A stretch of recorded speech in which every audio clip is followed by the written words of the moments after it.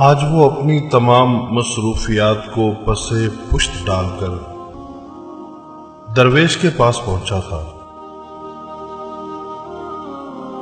جب اس کی باری آئی تو اس نے دونوں ہاتھوں سے مصافحہ کیا اور بلا تمہید درویش سے دعا کرنے کو کہا۔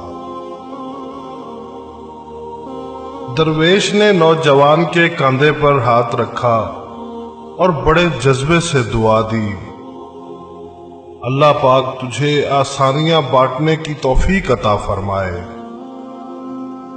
دعا لینے والے نے حیرت سے کہا، حضرت الحمدللہ، ہم مال پاک کرنے کے لیے ہر سال وقت پر زکوٰۃ نکالتے ہیں، بلاؤں کو ٹالنے کے لیے حسب ضرورت صدقہ بھی دیتے ہیں، اس کے علاوہ ملازمین کی ضرورتوں کا بھی خیال رکھتے ہیں۔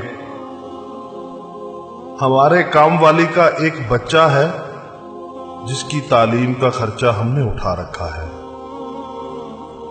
اللہ پاک کی توفیق سے ہم تو کافی آسانیاں بانٹ چکے ہیں۔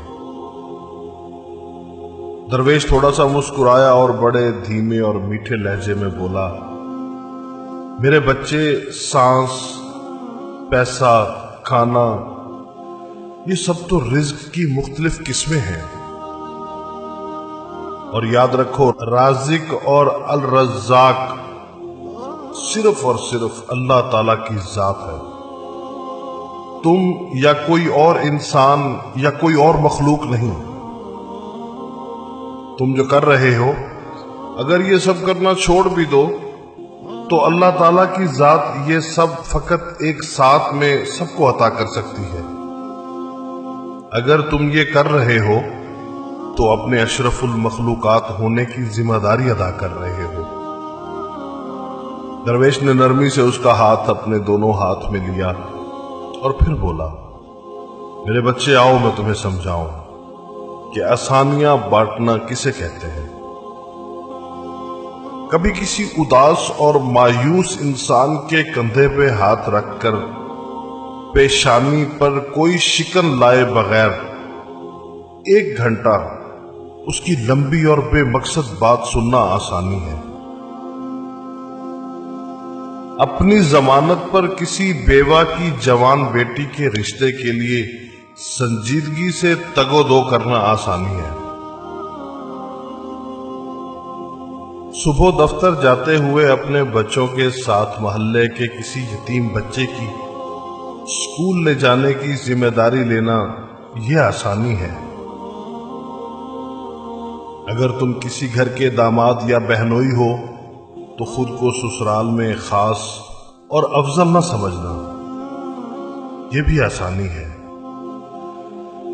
غصے میں بپھرے کسی آدمی کی کڑوی، کسیلی اور غلط بات کو نرمی سے برداشت کرنا، یہ بھی آسانی ہے۔ چائے کے کھوکھے والے کو اوئے کہہ کر بلانے کی بجائے بھائی یا بیٹا کہہ کر بلانا بھی آسانی ہے۔ گلی محلے میں ٹھیلے والے سے بحث مباحثے سے بچ کر خریداری کرنا، یہ آسانی ہے۔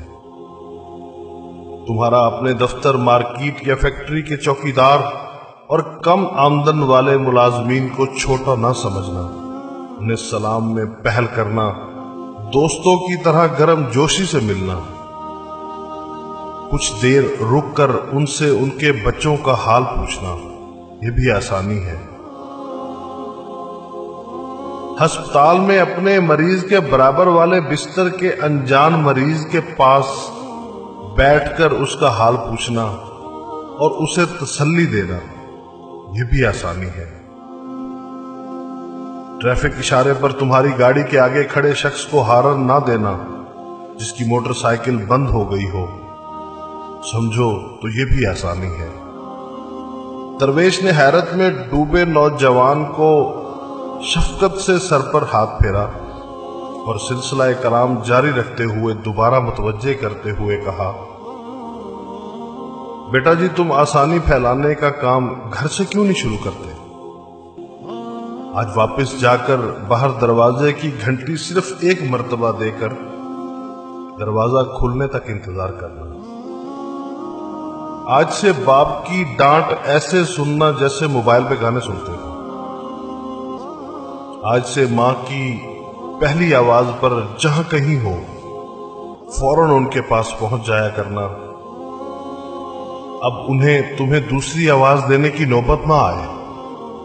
بہن کی ضرورت اس کے تقاضے اور شکایات سے پہلے پوری کر دیا کرو۔ آئندہ سے بیوی کی غلطی پر سب کے سامنے اس کو ڈانٹ ڈپٹ مت کرنا۔ سالن اچھا نہ ہو تو دسترخوان پر حرف شکایت بلند نہ کرنا۔ کبھی کپڑے ٹھیک استری نہ ہو تو خود استری درست کر لینا۔ میرے بیٹے ایک بات یاد رکھنا کہ زندگی تمہاری محتاج نہیں، تم زندگی کے محتاج ہو۔ منزل کی فکر چھوڑو، اپنا اور دوسروں کا راستہ آسان بناؤ، انشاءاللہ تعالی منزل خود ہی مل جائے گی۔ آئیں صدق کے دل سے دعا کریں کہ اللہ تعالی ہم سب کو آسانیاں بانٹنے کی توفیق عطا فرمائے۔ آمین ثم آمین۔